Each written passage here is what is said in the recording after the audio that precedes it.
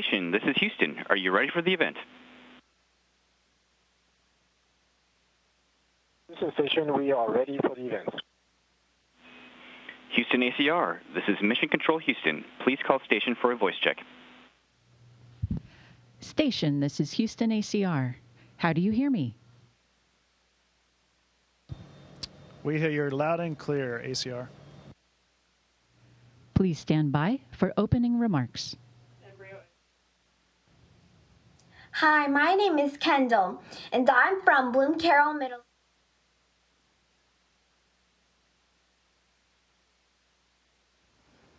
Hello, my name is Anna Volker, and my pronouns are they, them. I am the Executive Director of the Aspen Science Center and of SciAccess, an initiative dedicated to promoting disability inclusion in STEM. I am so excited to be hosting today's event in partnership with the Ohio State University Department of Astronomy. SciAccess and Ohio State have been working closely together to form Zenith, a mentorship program for blind high school students from around the world. I am also thrilled to announce that the newest SciAccess project, called Mission AstroAccess, is now accepting applicants with disabilities to become crew members in a weightless parabolic flight that will launch with the Zero Gravity Corporation later this year. The long-term goal of Mission AstroAccess and of today's call is to help pave the way for disabled space explorers. Today, you will hear questions from our Ohio State Zenith scholars, from members of the broader SciAccess community, and from students and teachers at schools serving blind and deaf learners from across America. For all of our blind and low vision audience members tuning in to today's program, I'd like to start things off by asking our astronauts, what do you and your surroundings look like? Please describe yourselves and your environment. Thank you so much. Hey, thanks for having us. We're glad to be with you today. I'm Shane Kimbrough. Today I'm wearing a light blue shirt with black pants. Our pants have Velcro on them because we stick things on them all the time, otherwise they go floating away. Thomas here next to me, Thomas Pesquet from France, is wearing a gray shirt and gray pants with Velcro on them as well. We put our iPads on there quite a bit because that's where we have our procedures, and it just tells us what to do throughout the day. So we kind of slap those on our thighs where the Velcro is. We are in the U.S. laboratory to describe our surroundings, and there's all kinds of equipment. We have a bunch of cameras next to Thomas here because there's a nice window just down by our feet that we get to look at planet Earth a lot and take some really nice pictures. To my left here is what we call, this is one of our cardio machines that we work out on about an hour a day or so. It's a floating bike, but it's called our stationary bike. And then there's lots of cables and computers around, other science racks that are next to Thomas, and a glove box next to Thomas as well. And this is where we do a lot of work during the day with science and research. Hi, my name is Kendall, and I'm from Bloom Carroll Middle School in Ohio. My question is, can astronauts have low muscle tone as a physical disability like me? Right now, we don't, but you know, there's been a lot of research on the space station about muscle, because astronauts experience muscle loss over the course of a 6-month mission. So we're looking into what's happening to try and improve all the therapy and the conditions for people on Earth suffering for those conditions. You know, in the future, we don't know what's going to happen, but for now, we have to exercise every day to keep our muscles strong, because otherwise we would lose our muscle tone during a 6-month mission. Hi, my name is Noah. I'm 13 years old, and my question is, what happens when you mix baking soda and vinegar in outer space? Well, that's a good one, Noah. They don't let us do that on the space station because it would be a real mess for sure. If you did it outside, like in outer space, I don't know if that's what your question's getting at. That'd be tricky, I think, just to be able to try to do it because, you know, the vinegar would probably evaporate out there. It's a vacuum, so it'd be really interesting to see what would happen. But to my knowledge, nobody's ever tried it yet. My name is Charisse Hine.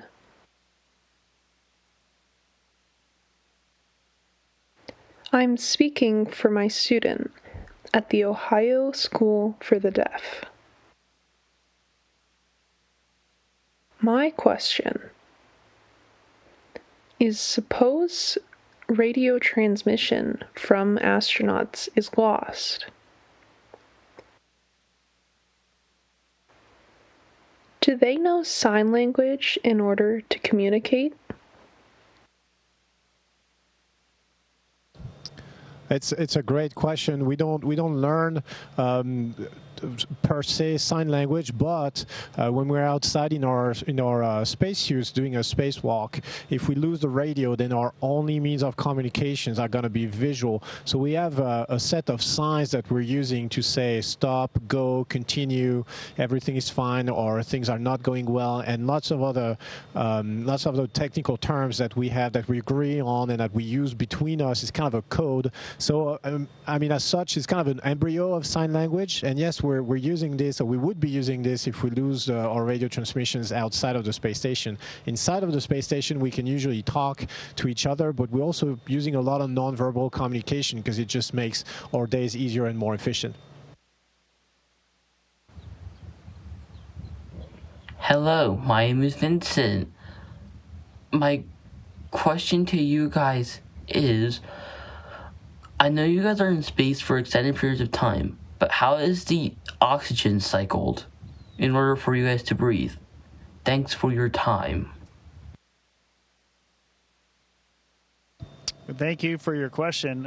We have a really good system up here that's almost, honestly, like it is back at home if you're in your house or in a school environment with the air conditioning system. But we have oxygen tanks that are on the outside of the International Space Station that can feed oxygen in so that we can breathe. And then the systems inside here just make sure that the percentage levels of oxygen and nitrogen and other things are exactly correct so that we can just cruise around here without a spacesuit on while we're inside the space station and breathe normally. Hello, my name is Matisse.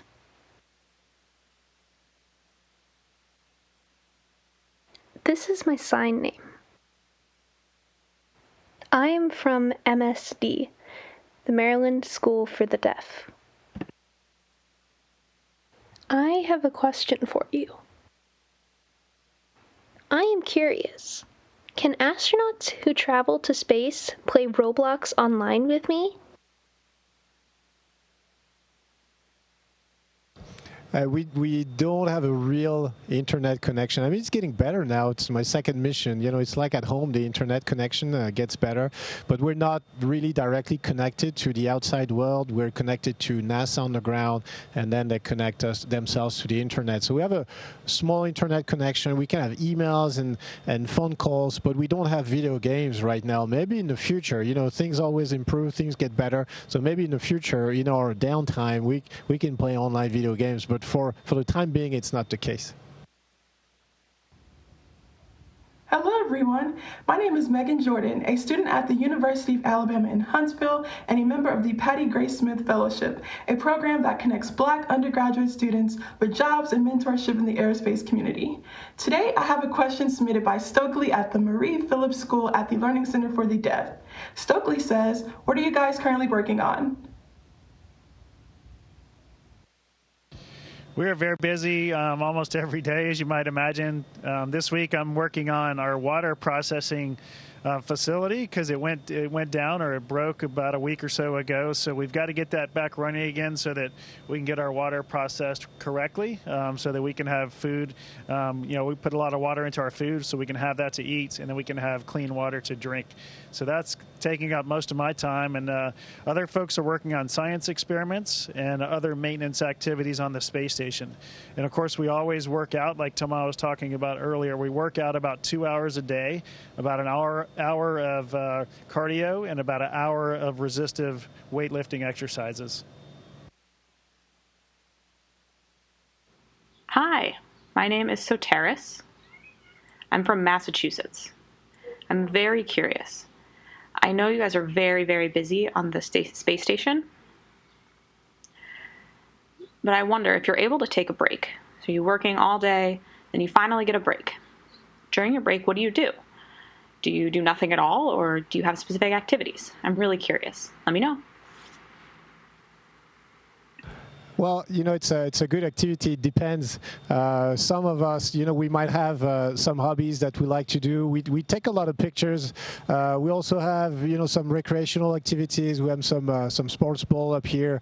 So everybody's really free to do what they want in their spare time. But some people write their diaries.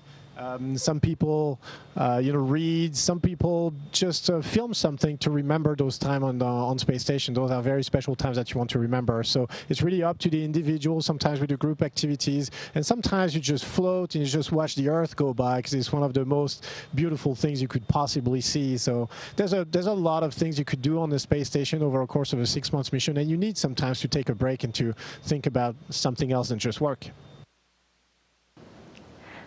Hello, my name is Michaela Deming, and I am the president of the SciAccess Zenith Mentorship Program, which provides mentorship and astronomy education to blind and low vision students in middle and high school. I have a submission from one of our Zenith scholars, JT from Pennsylvania, who asks, will SpaceX make regular crewed flights to the International Space Station? Yes, they will. We are the second operational flight called Crew 2. That's what we flew up here about a month ago now. And they're going to plan on having about 2 per year for the next few years. So it's really great to have SpaceX and the Crew Dragon flying us up to the International Space Station.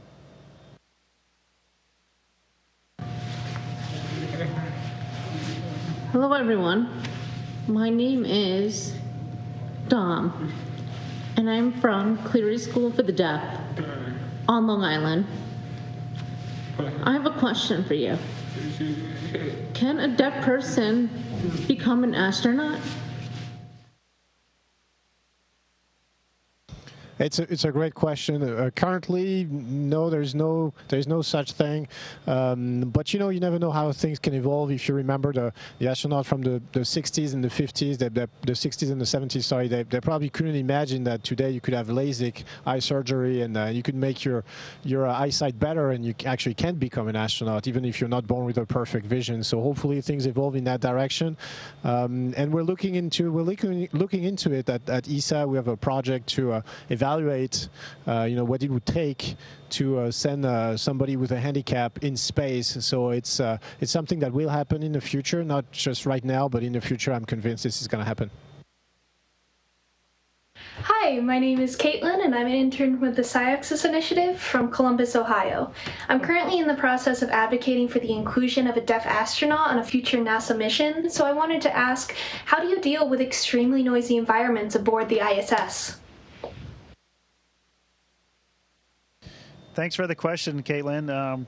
Thank goodness we don't have many noisy environments up here in general. Now, there's always fans running in the background, but it's a very low decibel level. And we have people on the ground, the safety team, that makes sure that anything that comes on board the space station isn't going to hurt our hearing or impair our hearing. So we have some safety measures. If we do have to do something that's going to be loud, then we're hearing protection. We've had to do that a few times since we've been here when we were off-gassing some oxygen bottles. But besides that, it's pretty normal up here. We don't have to have hearing protection, and the decibel level is nice and safe for all the astronauts on board. Hello, my name is Michaela. My sign name is MJ. I am from the Maryland School for the Deaf, the Deaf Institute in Maryland. I want to ask you, my question for you is it fun in space? It's a good question. It is a lot of fun in space. We can float. We can be upside down. We have crew members that are actually being funny as we speak. You see a lot of balls flying around. So there's a lot of things that you can really do to make the most of the weightless environment. We work a lot, obviously, but we also like to have some fun sometimes. So it's really cool to be in space. It's exactly what you think it would be. It was my kid's dream, and we're having a ton of fun with the crew. My name is AJ Green, and I am a student at the Ohio State School for the Blind. I am in the 3D modeling club, and my question is, Do you guys have 3D printers at the International Space Station? We do have a 3D printer up here, and on our last mission, Tama and I, that thing was cranking out something several times a week. It's slowed down a bit, the pace, but we did have something that got printed. It's actually a filter that we're going to use here on the space station pretty soon to help one of our systems that wasn't working so well. So it's great to have that capability on board, and now we're actually using it to make parts for the space station. Hi, my name is Lindsay and I'm from Ohio. My question is, given that the ESA has begun recruiting para-astronauts, what are some ways to make the space station accessible for people with impairments of all types? Yeah, it's a great question, and indeed, as part of the next astronaut selection happening this year and next year for ESA in Europe, we're going to be looking at hiring people with disabilities, and then those persons will work with ESA, with the partners, with NASA, with our Russian colleagues, Japanese, Canadians, and our industrial partners, SpaceX and others, what it would take to send those people into space. Right now, like so many things on the ground, unfortunately, the spacecrafts are designed for people who have no physical disabilities as part of the astronaut selection, but this has to change. It's changing on the ground. It's going to change in space as well. It's going to take some time, but the good news is we're looking into it. We're actively looking into it, and starting this year, that project will aim to bring a person with a disability into space in an outlook of 4 to 5 years. So I think it's going to be a great project to be part of. Hello, everyone. My name is Andrew. This is my name sign. I was recently a student who volunteered in a webinar project for NASA's GLOBE program. Today, I want to ask you a question about your actual experience traveling to space. I did some research online and found that your height increases by 1 inch when you go to outer space. I want to ask you about your real-life experience as an astronaut. Is it true that when you travel to space, your height increases by 1 inch? That's all. Thank you. All right, thanks for the question. It is true in most cases. Everybody's a little bit different, I would say. Sometimes people get up to 2 inches taller, which I did on my first flight, which I was very happy about because I finally got to 6 feet tall. But that's the only way it's going to happen for me. We haven't really measured ourselves this time to see how many inches or centimeters we grow. Tama, he works in centimeters over here because he's from Europe. So we got to be looking at those units of measurement as well. But we do grow because your spine expands, right? There's no gravity holding it down, so it just expands a little bit, and sometimes that's 1 or 2 inches. Hi, my name is Sarah. I'm from Battleground in Washington State.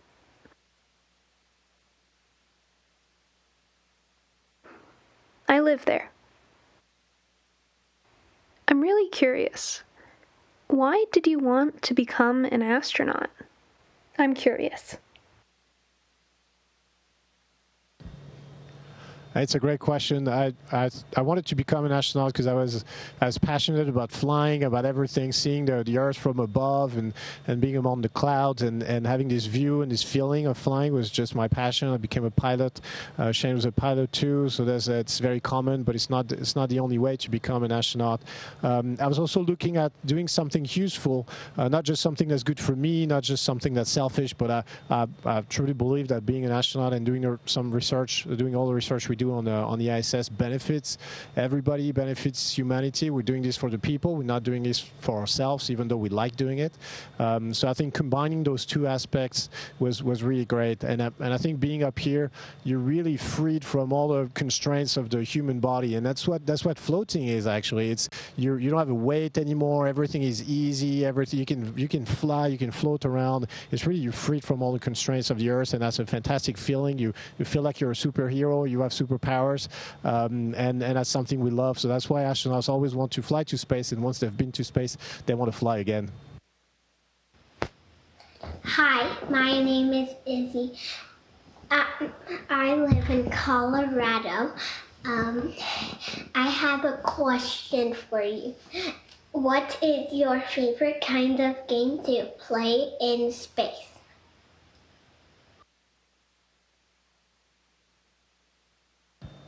Yeah, thanks for the question.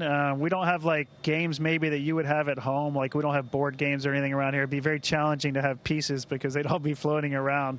You play some kind of inside joke games sometimes with each other just to have fun and goof around. But other than that, and like Tamad talked about earlier, we don't have video games to play with our systems, at least ones that can interact with people on Earth. So we got a little growing to do in that capacity. My favorite game, if you call it a game, is just looking outside the window at planet Earth. We do that a lot when we have a little downtime. Thank you so much to our amazing astronauts and to NASA for creating this important opportunity. Thank you to our community for sending in such insightful questions. I have no doubt that there are many future space explorers among you who may someday be on the other side of this call. Thank you to the Ohio State Department of Astronomy and the OSU Center for Cosmology and Astroparticle Physics for partnering with us on this exciting event. Thank you to the Patty Grace Smith Fellowship and the Brooke Owens Fellowship for advancing diversity in aerospace. To learn more about the Mission SpaceX Parabolic Flight Opportunity or the virtual SciAccess conference taking place this November, please visit sciaccess.org to connect with our community. Thank you, NASA, for sharing our commitment to making space for all.